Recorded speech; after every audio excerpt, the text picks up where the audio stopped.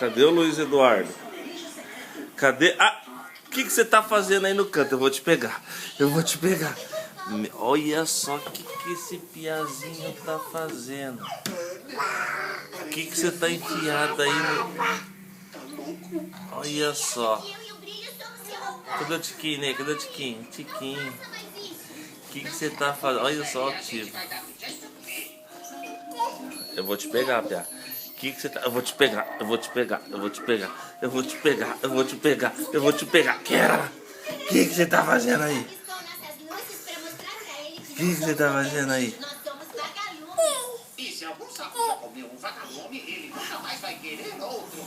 Nosso gosto é horrível.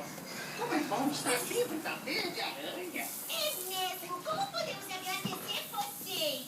Bom, tem uma coisa. Estamos precisando de luz. Vocês podem ir para